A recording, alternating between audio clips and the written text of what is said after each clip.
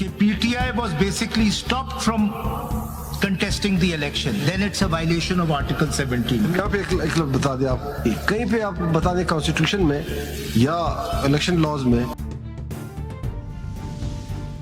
कि it is the party which contests election or it is the candidate to contest election with the help of the party. ये this is very basic difference between the two. आप कहाँ से कह रहे हैं कि party contest करती है election? जरा बताएं. सर पार्टी के कैंडिडेट्स कंटेस्ट कर. No. पढ़े सेक्शन क्या कहता है? सर जॉइंट सिंबल का यही मतलब है. आप पढ़े सेक्शन 67 सर मैं ये कंप्लीट कर लूं क्योंकि आप ये बड़ा रिलेवेंट है. आप कहते हैं आपने तो पार्टी को एज होल इलेक्शन लड़वा दिया. पार्टी मींस आर्टिकल 17(2) की राइट जो है पार्टी बना सकते हैं. वो तो राइट ऑफ एसोसिएशन है ना. आर्टिकल 17 जो है वो तो राइट ऑफ एसोसिएशन है. वो तो पॉलिटिकल पार्टीज के लिए नहीं, तो वो तो किसी के लिए भी राइट ऑफ एसोसिएशन. लेकिन उस पॉलिटिकल पार्टी के पास राइट ऑफ इलेक्शन भी है ना. नो मगर नवाज शरीफ केस है. इलेक्शन देखिए, इलेक्शन कैंडिडेट लड़ता है. कैंडिडेट लड़ता है. आप जब देखिए 67 और 66 सेक्शन 66 एंड 67 आप पढ़ ले, उसमें any candidate who wants to contest election on the symbol of a party, that candidate can get certificate from. But no, sir, I disagree. मैं आपको नवाज शरीफ की जजमेंट भी रेफर करूंगा. पहले नॉमिनेशन फॉर्म फाइल हुआ जी. आफ्टर फाइलिंग नॉमिनेशन उसकी scrutiny हुई, उसके ऊपर इंक्वायरी हुई सेक्शन 62 के तहत जो इलेक्शन एक्ट के अंदर जी.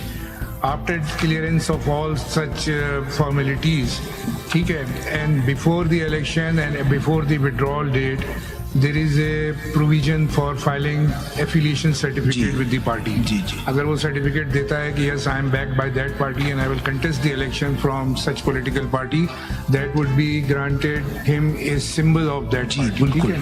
And if there is no certificate, then there is an independent candidate. Yes. तो ये nomination की हद तक तो सारा उसको अकेले ही करना है ना, सारा प्रोसीजर. वो at the time of filing certificate फिर पार्टी affiliation आती है.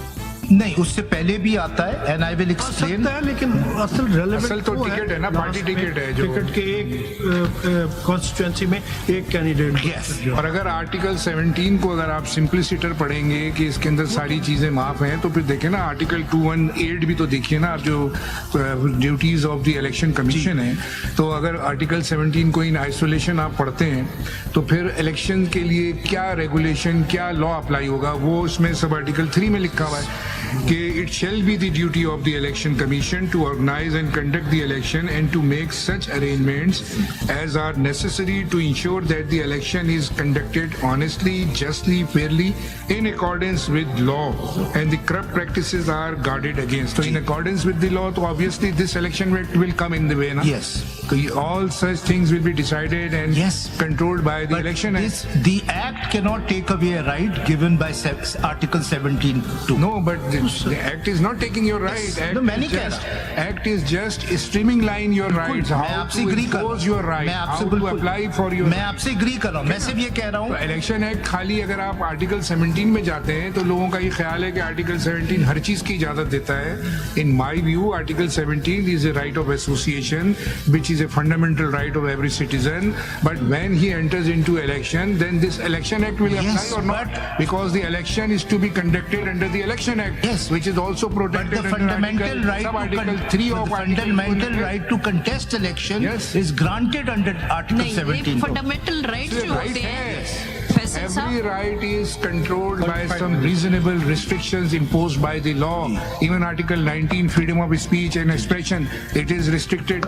Every right is subject to reasonable restriction imposed by the law. There is no fundamental right which is. मैं आपसे डिसएग्री नहीं कर रहा, मैं तो सिर्फ ये कह रहा हूँ. नहीं, फंडामेंटल राइट जो होता है बाय बर्थ आपको मिलता है. कॉन्स्टिट्यूशन उसकी गारंटी देता है. Right to vote is the creation of a statute. वो आप एक एज तक पहुंचते हैं, उसके बाद आपको राइट, और वो भी अगर आप अनसाउंड माइंड डिक्लेयर हो जाए, या बहुत सारे केसेस में नैब ने उनको कंटेस्ट करने से मना किया है सजा के तौर पे, तो वो तो स्टैट्यूट आपका राइट क्रिएट भी करते, कंट्रोल भी करता है. ये फंडामेंटल राइट में नहीं आता. किसी का वो नहीं है. There are three different kinds of right. One is a natural right, which is जो आप by birth कहते हैं. जिस तरह right to life है, Yes. This is a natural right. No one can tomorrow say that people don't have a right to life. Yes. Even if it's abolished from, it's an article taken away, it will still remain as one of the, जैसे आपने कहा, by birth, natural right. Then there are, of course, rights given by statute. See? But then there are fundamental rights which can only be taken away through an amendment in the constitution. So this, That is why I'm saying every fundamental right is regulated through some law. बिल्कुल इसी तरह हर तरह की latest updates, breaking news के लिए video को like कर दें, चैनल को लाजमी सब्सक्राइब करें और बेल के आइकन पर क्लिक कर दें ताकि आप रहें हर खबर से बाखबर।